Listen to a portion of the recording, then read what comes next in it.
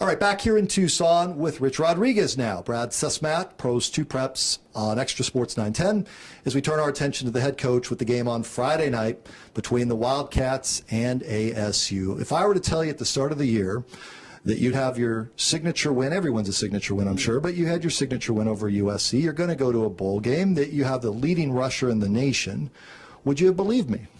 I don't know. I don't know if I believe you. No, I really liked the guys' attitudes, but we had to have a lot of things go right for us, and then had kind of things fall in place, and not everything went right. We had some injuries that we didn't need and all that, but the attitude has been good. You mentioned Kadeem Carey, but a guy like Matt Scott who's had a tremendous year, Austin Hill and Dan Buckner at wideout. So we've had some guys that really performed as well as we could hope to. When you look at Kadeem, let's just talk about the player. I saw him at CDO. He looks bigger, he looks stronger, he looks more confident, the natural progression. But, Rich, it feels like you're running the ball more later in the season than you did earlier in the year. I think it's a combination of things. One, how they're playing us. We really don't know what we're going to go, what we're going to feature coming into a game. We have an idea, but it really depends on how people play us. And then Kadeem played really, really well even beginning of the year. It's just people didn't notice it because Matt Scott was putting up such big numbers. But he runs so hungry, and he loves the game of football. And I think anybody that's probably watched him in his high school career or before that or now, he loves the practice, he loves the play. And I think that enthusiasm and that love for the game is shown every time he runs the ball. Is it unfair? And if it is, just shoot me down and say, Brad, I'm not going to do it. How good of a back can he be of those you've coached in your career? Well, I think he could probably be as good as any of them. And I've had some really good ones. So, we had, 10, 11 years in a row where the guys over 1,000 yards. And Kadeem is, he has a lot of qualities you want. He's got good size, great vision. He catches the ball. He blocks extremely well. The thing that's exciting about us is he's still a first-year player in our system. So I think he's learning a little bit more and more about where the blocks are coming from, where his eyes should be on every one of the run plays. And so I think he's getting better because he's getting more comfortable with our offense. If you lead the nation in rushing, you should at least have your name mentioned as Heisman Trophy candidate. Fair?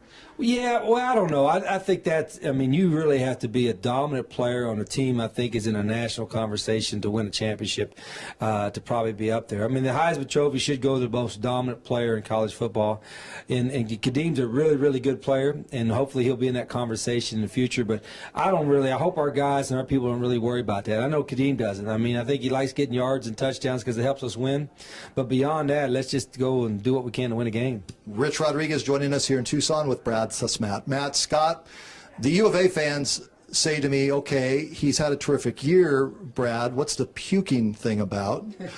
Can you just address that for the fans that don't get that opportunity? Yeah, we mentioned it a few weeks ago. Our strength staff told us over the summer when he was running, he would be one of the first guys, and when it got a little bit tired, that he would kind of lose his lunch. Some guys are like that way. They lose their lunch pretty quickly when they run. And Matt, that has been the case in a couple games. And I don't know if it was the altitude at Utah or I think it was more the fact that he ran 3 or 4 times in a row and was really winded. And so he, when he did that, we kind of laughed about it. And Matt said, "See, that's what I am. That's what I do." But he'll be okay.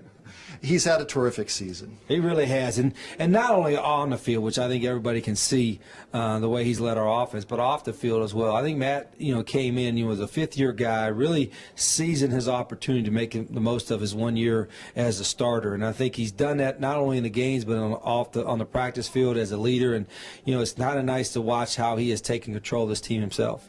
You have a lot of players that don't get much attention.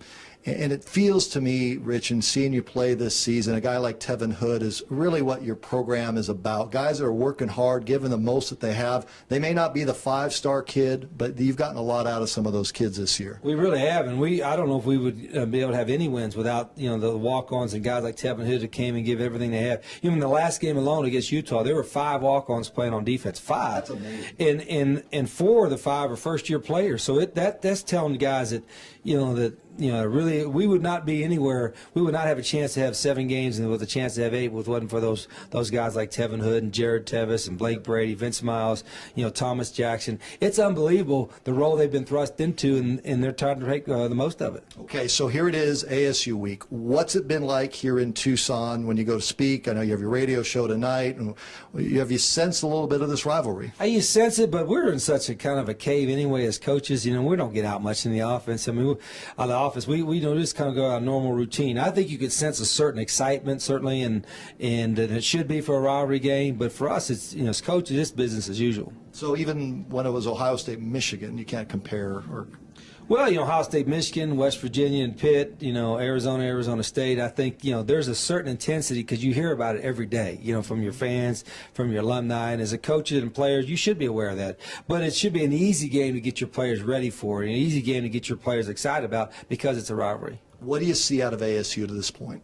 Well, they're really talented. I mean, we watched them, of course, in the summer and in our spring scouting report. I mean, I thought that coming in, they were one of the most talented, teams in the league, and they've shown that at times. I think they're very, very athletic on defense. They've, one of the best in the country at getting pressure. They got a lot of outstanding skill players, and they're playing with a lot of confidence now off their big win. So we're going to get their best shot. We know that for sure.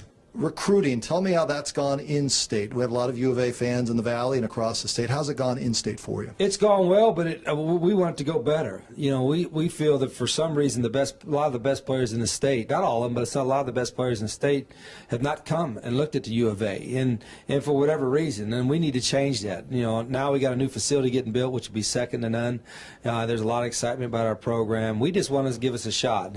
We'll make them tell us no, and maybe they still will, but eventually they're going to tell us yes. And I think for us to win a national championship, to go to the Rose Bowl, we got to get some of the best players in the state to stay here. Does this game help in that regard? It does, but not as much as people would think. I think, there's, people, I don't think they'll pick a school based on one game. I think they'll pick on what the overall impression there is of the program, of the university, and of the community. Final question, are you where you want the program to be? I know coaches will say we're always striving to get better, but in your first year, you see the facility, you see the wins, the losses, bowl game. Are you where you thought you'd be about? Yeah, I think we may be a little bit ahead of schedule. I think, you want to build a program, not a team. And so there's a lot of things you put in, particularly your first year, that are going to help you build what we think is the best program in the country going forward. And we were able to do that.